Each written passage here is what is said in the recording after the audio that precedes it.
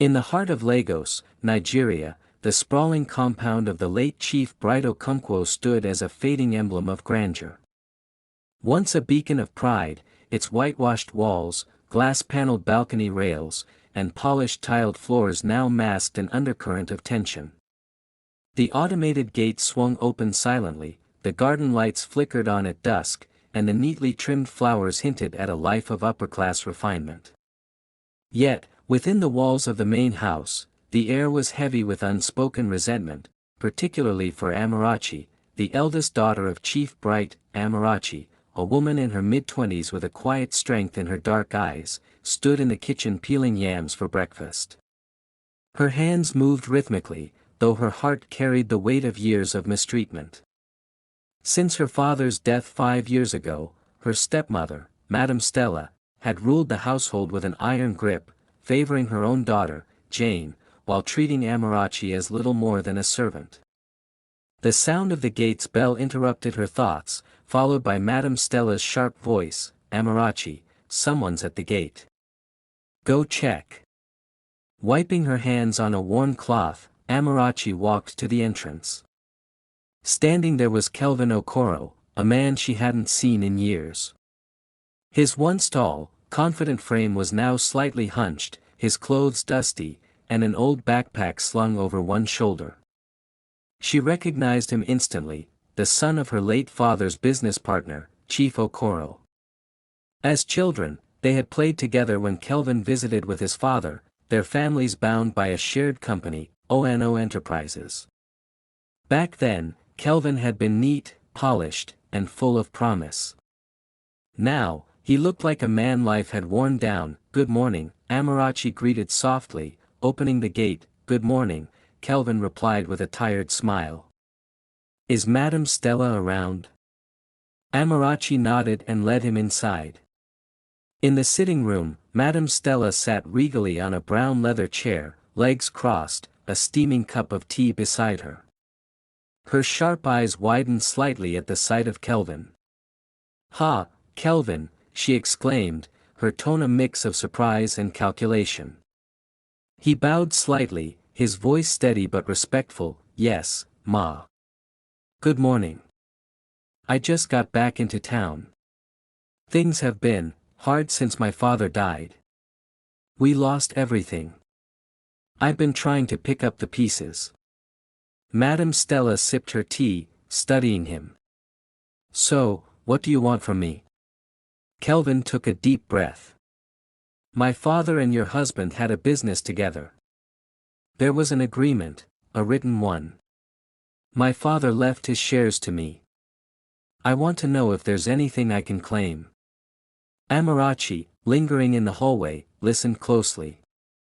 Madame Stella set her cup down slowly, her gaze unwavering. "Yes, there was an agreement. But when your father went bankrupt, the creditors took everything. The court processes were out of my hands. Your father's debt swallowed it all." Kelvin's eyes dropped to the floor. "So, it's all gone?" "Yes," she said, her voice flat. "I'm sorry. Nothing is left for you." He paused, then spoke with a quiet firmness. "That's not true, Ma. I know what the agreement said. If I don't marry one of your daughters, I inherit 50% of the company." Madame Stella's smile tightened, her composure faltering for a moment. Kelvin continued, his tone calm but resolute. "I'm not here to fight. I just want to rebuild my life. I was hoping for a small stake in the company, something to start from." Silence hung in the room. Madame Stella stood, pacing slowly toward him. "Well, then, we can settle this in a way that suits everyone. If marriage stops all these claims and drama, I'll give you one of my daughters." Kelvin's eyes widened. "Marriage?" "Yes," she said, her voice clipped. "Work and family. I'll give you a place to stay. You can work here as my gateman. This is me being generous. We'll arrange the marriage later." Kelvin was stunned. He had come seeking a foothold to reclaim his father's legacy, not to be tied to a woman he barely knew. I just wanted stability, he said quietly. I wasn't looking for a wife. Madame Stella's tone turned icy. You'll have to choose. Go out there with nothing, or stay here with the opportunity I'm offering. He nodded slowly, his jaw tight. Fine. You can stay in the boys' quarters, she said, her smile returning, though it carried no warmth. I'll let you know the next steps. Kelvin left the room, a knot tightening in his chest. It felt wrong, but the streets had taught him that pride was a luxury he couldn't afford. That evening, Madame Stella sat with Jane, her only biological daughter, in her opulent bedroom. Jane, in her early 20s, was the apple of her mother's eye, groomed for a life of wealth and influence. She was already dating Charles, a real estate tycoon with connections in high places. That boy came here today, Madame Stella said casually, stirring her tea. Kelvin, Okoro's son. Jane rolled her eyes. That broke one. From prison? He asked about his father's shares. I told him they were gone, but he reminded me about the agreement, the part that says if we don't give him one of you, he gets 50% of the company.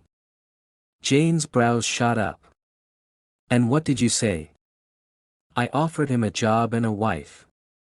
Jane dropped her phone, incredulous. You offered me? Are you mad? Madame Stella laughed. Why would I waste your future on a boy with nothing? No, he'll marry Amarachi. Jane burst into laughter. Perfect. Let her marry the Gateman. That way, if anything happens, we'll say the agreement was fulfilled. Exactly, Madame Stella said, her eyes gleaming. I've already planned everything. The marriage will be rushed. The next morning, Amarachi was summoned to the sitting room. She entered, wiping her hands on a rag, her face a mask of quiet resignation. Madame Stella wasted no time. You'll be marrying Kelvin. Amarachi's hands froze. What? You heard me. He's your late father's friend's son. They had an agreement. He came asking for his rights, and I've decided to give him a wife. Since Jane is already taken, it'll have to be you. Amarachi's eyes darted to Jane, who sat scrolling on her phone, unbothered. You're sacrificing me? No, Madame Stella snapped. I'm fulfilling your father's legacy. You should be proud. Amarachi left the room, her heart splintering. That night, she sat on her bed, staring at the ceiling. Her life had never been her own, first her mother's death when she was a child, then her father's passing, and now this forced marriage. She didn't cry, but something inside her cracked. She resolved to survive, as she always had. Kelvin settled into the boys' quarters, a modest one-room space with a firm bed, a working toilet, and clean tiled floors. It was a far cry from the main house's luxury, but it was enough. He woke at 6 a.m. daily, sweeping the already pristine compound, checking the gate, and tending to small tasks with a quiet diligence. The dogs warmed to him, and even the garden tap stopped leaking under his care. Amarachi noticed his work ethic from her window, though she kept her distance. On his third day, she brought him a plate of jollof rice and placed it on a stool near the gate. Is this for me? He asked, surprised. She nodded. Yes. Thank you. He paused, then looked at her. I need to make something clear. Amarachi crossed her arms. I'm not going to marry you. No offense, but this isn't the life I planned. Kelvin nodded, his expression calm. I understand. I don't want to marry you either. I came here to survive, not to chase a wife. Your stepmother made it clear this was my only option. She studied him, surprised by his honesty. Then why did you agree? I didn't, he said. I just didn't argue. I don't have the strength to fight pointless battles right now. Fair enough, she said, turning to leave. Enjoy your food. Days turned into weeks. Amarachi kept her distance but remained polite, bringing Kelvin food daily. Their interactions were brief, marked by a quiet, awkward respect. Kelvin, meanwhile, spent his evenings writing in a small exercise book. One afternoon, as Amarachi returned from the market, she caught him scribbling near the fountain. Curiosity got the better of her. What are you always writing in that book? He looked up, unfazed. Plans for my life. Business ideas. She raised a brow. Seriously? He nodded. Logistics and delivery. Motorbikes, vans, dispatch riders, a whole system. With what money? He smiled faintly. None yet. But I'm not going to be a gateman forever. Amarachi studied him. His voice wasn't boastful, just certain. You talk like someone who still believes anything is possible. I do, he said. Because if I don't, I'll lose what's left of my mind. She nodded and walked away, his words lingering. That night, Kelvin read an old business book he'd found in the store, refining a delivery model he'd sketched earlier. He wasn't here to fall in love, he was here to rebuild. The marriage was set for a Wednesday morning, announced with no fanfare. Madame Stella delivered the news to Amarachi 3 days prior, as if it were a routine update. You and Kelvin will sign your court papers next week. We've delayed it long enough.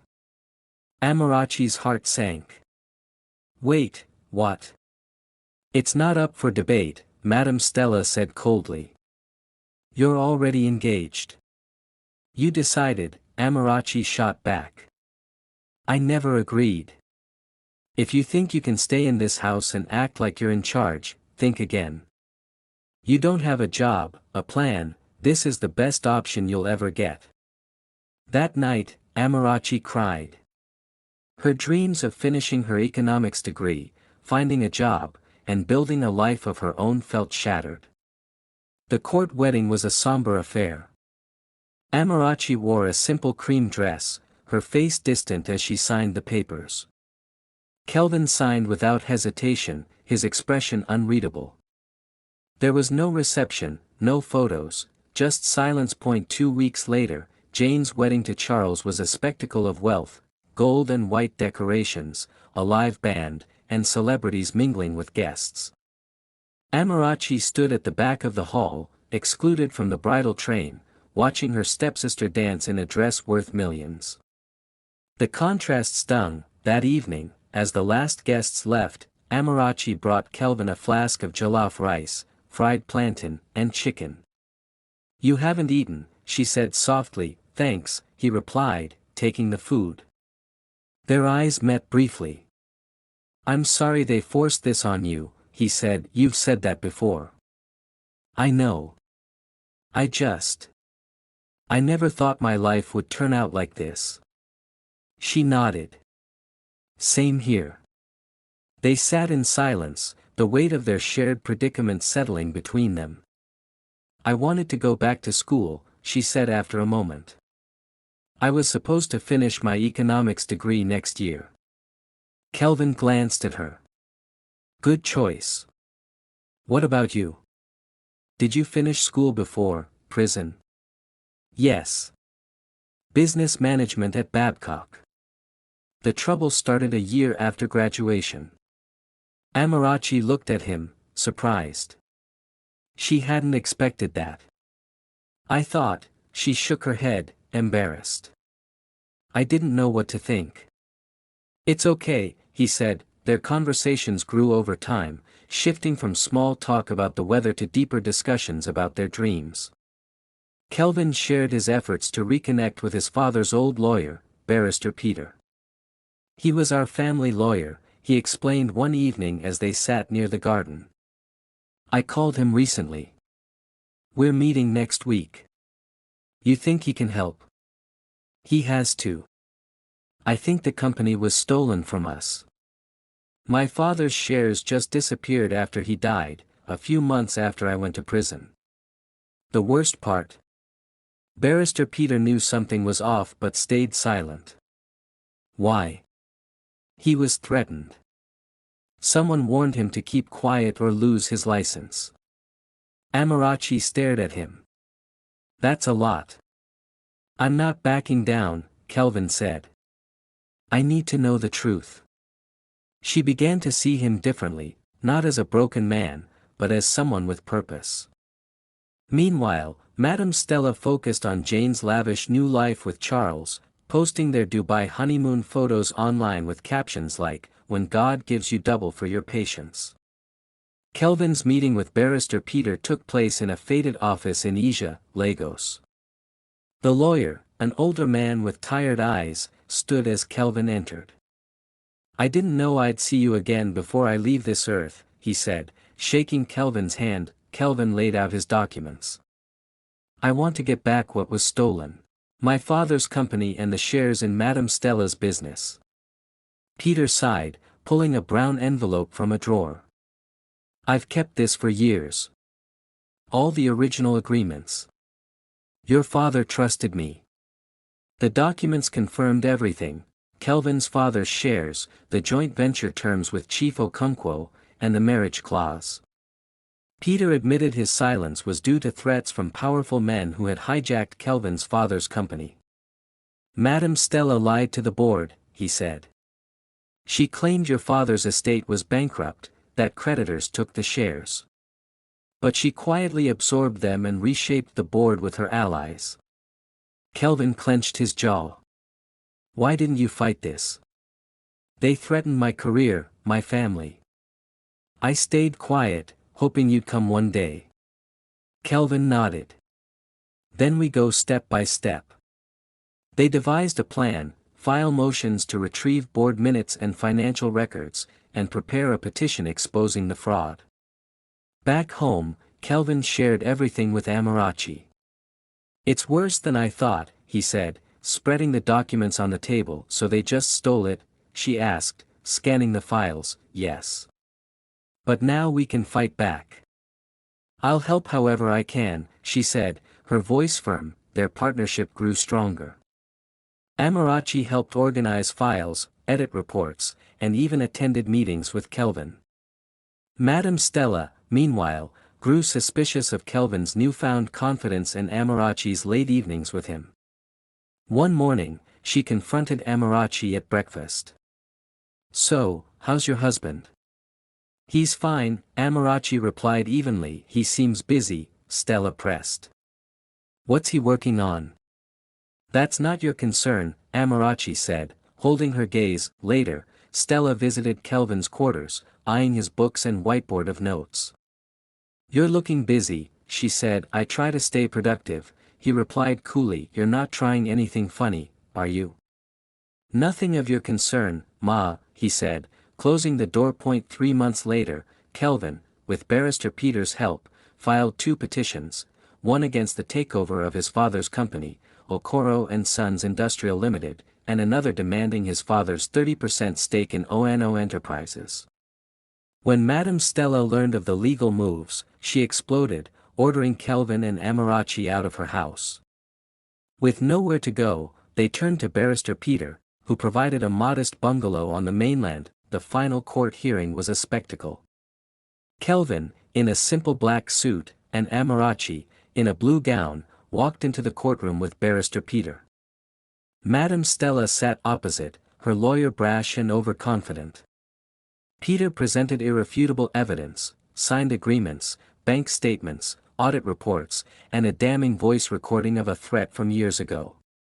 The courtroom buzzed as the judge reviewed the documents. After hours of arguments, the judge ruled, "This court finds Mr. Kelvin Okoro the rightful heir to his late father's company and holdings. Effective immediately, control of Okoro and Sons Industrial Limited is to be returned to him. Additionally, the 30% stake in ONO Enterprises is to be restored in full." ONO Enterprises is ordered to pay 10 billion naira to Mr. Okoro in damages, or risk forfeiture of the company. Madam Stella's face drained of color. The courtroom erupted in murmurs. Outside, reporters swarmed, but Kelvin and Amarachi walked past in silence, their victory quiet but profound. That evening, at the bungalow, Amarachi handed Kelvin a cup of tea. "You did it," she said. "We did it," he corrected, smiling. "You're now the owner of your father's company and a major shareholder here. And 10 billion naira richer," she teased. They laughed, the weight of their journey lifting. "I didn't just gain a company," Kelvin said. "I gained a partner. And peace." Months later, Kelvin was running his father's company, undoing years of damage, while Amarachi returned to her studies and worked with a foundation for women in forced marriages. Madam Stella's world crumbled, shareholders fled, her lawyer quit, and Jane's husband, Charles, was arrested for fraud. Desperate, Stella begged Kelvin for help. He agreed to speak with Jane but reminded Stella of her choices. "You lost more than money," he said. "You lost your integrity." Kelvin and Amarachi moved into a modest duplex in Lekki, their first true home. One evening, on the balcony, Amarachi smiled. "We started in someone else's boys' quarters. Now we're whole." He took her hand. "True success isn't revenge. It's patience, character, and resilience."